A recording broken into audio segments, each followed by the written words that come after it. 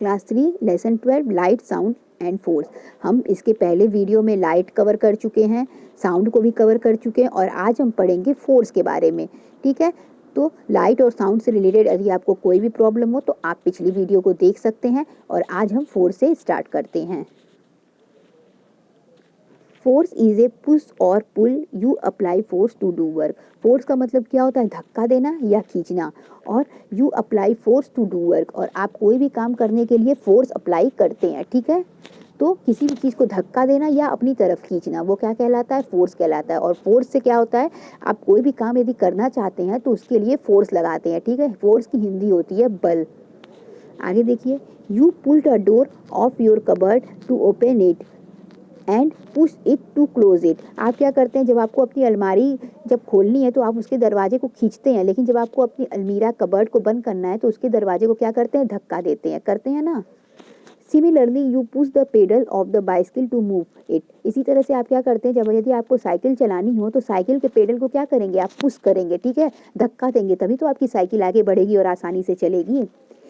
In all these cases you either pull the object और push it. इन सभी cases में क्या कर रहे हैं? या तो आप धक्का दे रहे हैं या तो आप खींच रहे हैं। ठीक है, इन दोनों केसेस में यही कर रहे हैं, या तो आप पुश कर रहे हैं या तो पुल कर रहे हैं। When pushing और pulling you apply force on the object to do work। जब भी आप पुश कर रहे हो या पुल कर रहे हो तो आप क्या कर रहे हैं? फोर्स लगा रहे हैं उस ऑब्जेक्ट पे, और तब क्या हो रहा है? काम हो रहा है। ठीक है, जब आप साइकिल पे पेडल मार रहे हैं, मतलब साइकिल के पेडल को पुश कर रहे हैं, तभी तो आपकी साइकिल आगे बढ़ रही है। यानी आपकी साइकिल आगे बढ़ रही है, इसका मतलब कुछ काम हो रहा है। जब कबर्ड की जो अलमीरा है, कबर्ड है आपका, अलमीरा है, उसके दरवाजे को जब खींच रहे हैं तभी तो वो खुल रहा है। खुल रहा है तो क्या हो रहा है? कोई काम हो रहा है। फिर जब उसको आप धक्का दे रहे हैं तो क्या हो जा रहा है? बंद हो जा रहा है। बंद हो रहा है तो भी क्या हो रहा है? काम हो रहा है। ठीक है, मतलब जब भी हम पुश या पुल करेंगे तो क्या होगा कि तो आप फोर्स अप्लाई करेंगे। पुश पुल करने पे फोर्स अप्लाई होगा, और फोर्स अप्लाई होगा तो कोई ना कोई काम जरूर होगा। ठीक है, आगे देखिए, force is very useful as it helps us to do many things. Force बहुत ही यूजफुल है, यानी बहुत ही हमारे लिए यूजफुल है, क्योंकि हमें कई सारी चीज़ों में मदद करता है। We apply force to move an object. हम फोर्स लगाते हैं किसी भी चीज़ को मूव करने के लिए। कोई भी ऑब्जेक्ट यदि हमें मूव करना है तो हम फोर्स लगाते हैं। ठीक है, क्या होता है, अगर आपको कोई टेबल क्या करना है? खींचना है या क्या करना है? उसको खिसकाना है। ठीक है, तो आप क्या करते हैं? उस पर फोर्स लगाते हैं। ठीक है, उसको पुश करते हैं या पुल करते हैं, तभी तो वो मूव करता है, वो अपनी जगह से मूव कर जाता है फोर्स लगाने से। We apply force to stop और स्लो डाउन मूविंग ऑब्जेक्ट। कोई ऑब्जेक्ट क्या है, किसी भी ऑब्जेक्ट को आपको क्या करना हो? स्टॉप करना हो या रोकना हो तो भी आप फोर्स लगाते हैं। ठीक है, यदि आप बॉल से खेल रहे हैं और यदि आपकी तरफ बॉल आ रही है, ठीक है, और यदि आप उसको रोक दें, ठीक है, उस पर फोर्स लगा दिए ना, आप उसको रोक दिए तो एक तरफ से आप उसको फोर्स लगा दिए आपकी तरफ से। अगर तेजी से बॉल आ रही है, आप उसको रोक दिए, फोर्स लगा दिए वहाँ पे, तो क्या हो जाएगी? रुक जाएगी। या आप उसको थोड़ा सा क्या कर दिए? बीच में उसको थोड़ा सा छेड़ दिए। ठीक है, मतलब कि आप क्या कर दिए? उस बॉल को अपने हाथ से टच कर दिए, तो उसका जो स्पीड है वो क्या हो जाएगा? स्लो हो जाएगा। ठीक है, यानी उसमें डिस्टर्बेंस पैदा कर दिए हैं आप। आगे देखिए, we apply force to change the shape और साइज ऑफ ए ऑब्जेक्ट। इसी तरह से क्या होता है कि आप फोर्स से किसी भी चीज़ के शेप और साइज को चेंज कर सकते हैं। यदि आप कोई इलास्टिक का रबर बैंड ले लें तो अगर उस पर आप फोर्स लगाएंगे तो क्या होगा? अगर फोर्स लगा के आप उसको खींच रहे हैं तो उसका शेप क्या हो जाएगा? शेप और साइज फैला हुआ हो जाएगा, होगा ना।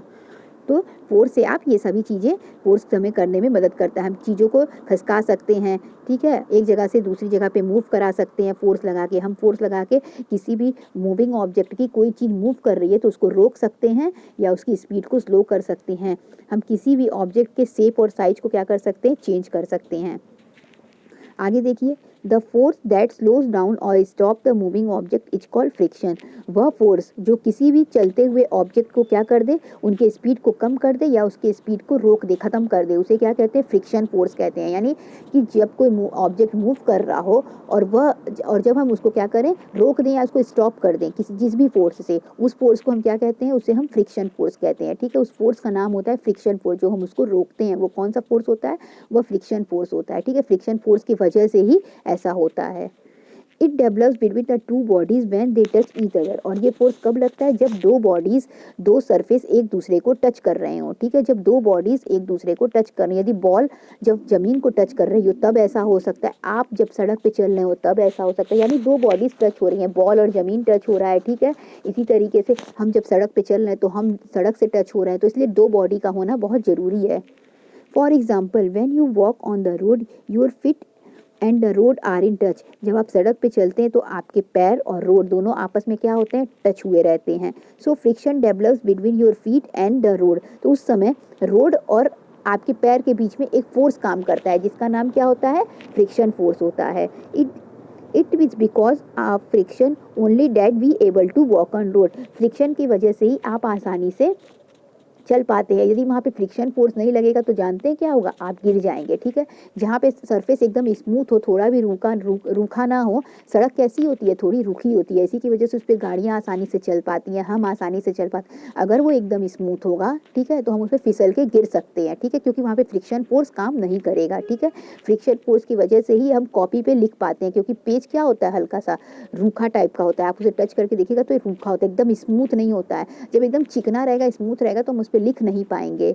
Without friction we would keep slipping off the floor. वही दिया है कि बिना फ्रिक्शन के क्या होगा? हम जमीन पर या सड़क पे फिसल के गिर जाएंगे। इसलिए क्या होता है कि हमारे पैरों के बीच, हाँ, और हमारे पैरों के बीच में साथ साथ सड़क पे बीच में कौन सा फोर्स काम करता है? फ्रिक्शन फोर्स काम करता है, ठीक है। इसी तरह यदि हम बॉल को भी रोल करा रहे हैं तो बॉल और उस जमीन के बीच में भी फ्रिक्शन फोर्स काम करता है, ठीक है।